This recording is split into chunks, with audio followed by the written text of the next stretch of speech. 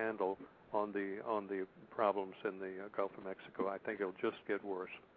Well, let me ask you this then, Dr. Prepper.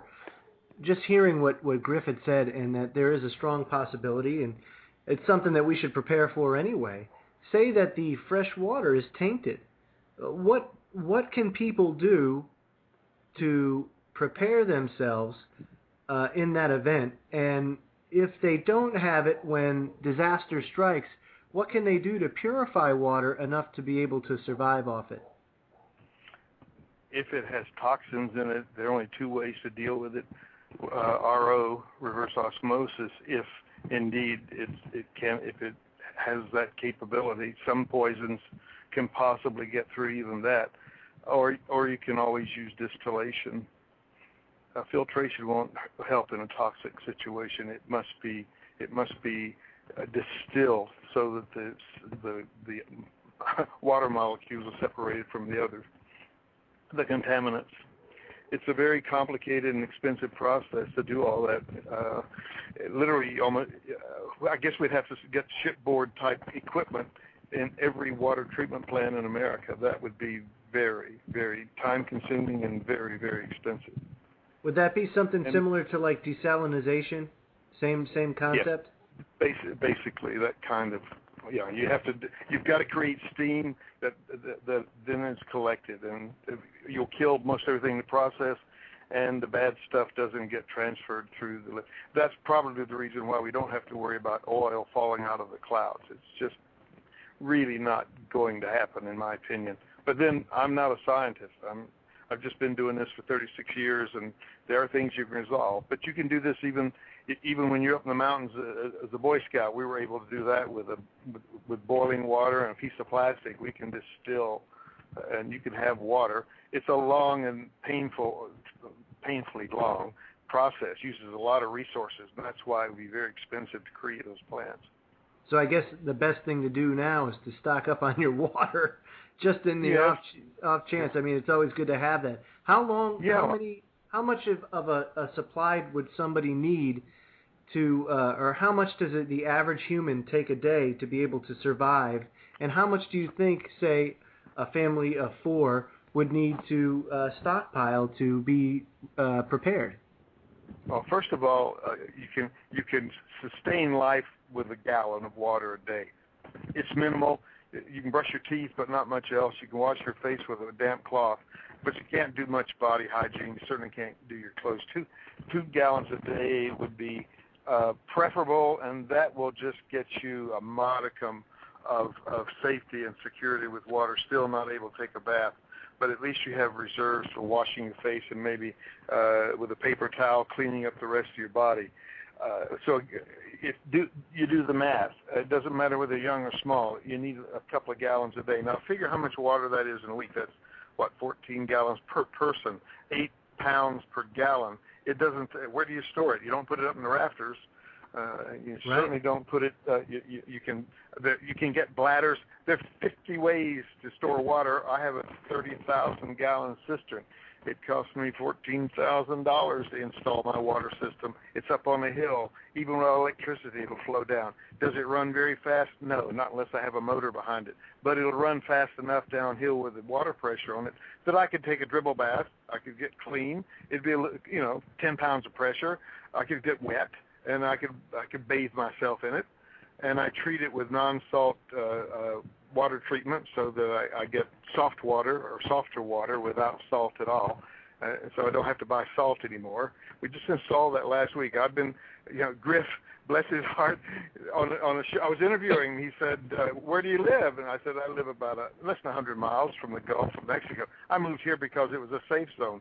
I live in the red zone, and we live in our whole city. The water system in San Antonio, Texas, where I live, is underneath the city in a huge, huge underground reservoir. We have no idea where all that water comes from, know how much of it or how deep it is. I'm on a small reservoir, different one, an aquifer, about 90 feet down in the ground, and we've never had any problem as hot and dry as it got during a drought. But then I put that cistern in that drought because I wanted the security of water. Water's not my most important item. It's about third or fourth. but it's important enough that without it, here in South Texas, you don't last very long. And so water is a very high importance, but it's not number one. Shelter is, and if you're sheltered in the red zone, Griff, I'm looking to move. I'm cleaning up the yard so we can sell the place. Well, question. Well, yeah, I was just going to ask Andrew, what's your take on all this? All right, on water, I'm going to tell you this from my experience in the military. I've worked with everything, or damn near everything, and pardon my language, almost everything the U.S. government has got to offer, I've worked with them. There is a way, and I'm telling you right now, you can Google search this. You can take a 5-gallon standard bucket, you can cut holes in the bottom of it, and you layer it up with sand, leaves, and dirt, and different debris from the ground. Obviously, you want to look for clean stuff, but you can dump the filthiest water through it, and it will come out the bottom of that bucket clean. So, and water, it's the hardest thing in the world to carry on your back. In my own bug-out bag, I have 200 ounces of water, and that's running about 12 pounds of weight right there, and that's enough to last one day, barely, in an intense situation. So there are, if you do the research, there are simple ways to clean water out, and that's going to be one of the most important. That is the most important thing, in my own opinion. It's the most important thing to human life is water. And America already has a problem with not drinking enough of it while it's right there handily available. Let me disagree. I've been doing this 36 years. I'm also regular Army. I retired after 3 years, Army medical. And I will tell you that water, yes sir, go Army. I have done this.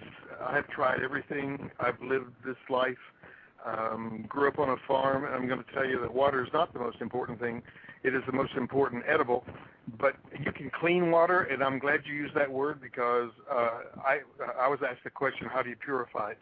And I say with great difficulty, purification is, but I will also say clean water is easier to come by. And you can clean up water, but purifying is a whole other animal, and that's the question I was responding to.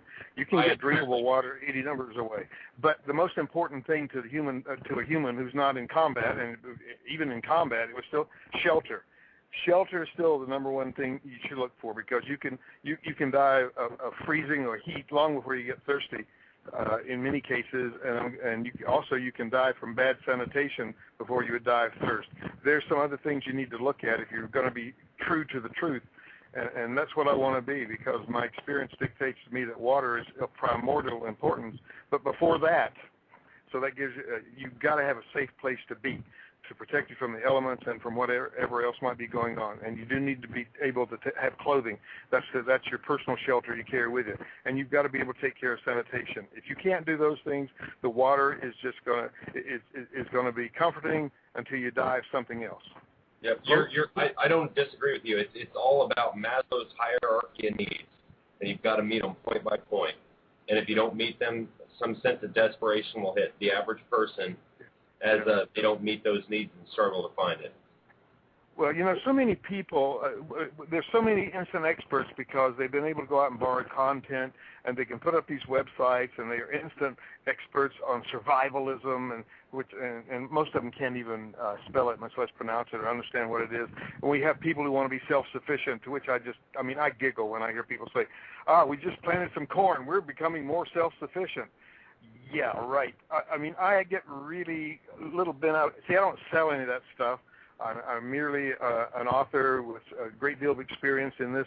I've made every mistake you can make. If I sold the book that had mistakes in it, I'd have to sell it for 10 times the price of the one I currently sell that has the good stuff in it, because there are so many things that won't work in every situation. And I didn't mean to be didactic when I said that shelter and clothing and sanitation are more important than water. They are in the short run, and they are in the long run. And if you don't have those things, but see, most of us have that so comfortably close to us, and we've had it all our lives, we don't think about it. But if you get, as you said, when you get in a situation of desperation, you'd better know what the priorities are, or you're going to get hit from behind very, very hard. And I didn't say that I didn't mean to be careless, but to kind of point out that most people don't think in terms of desperation. They think in terms of things going slightly askew. But as Griff says, when it hits, when the poop hits the propeller, as we like to say around here, It's going to change. It will be the end of the world as we know it. For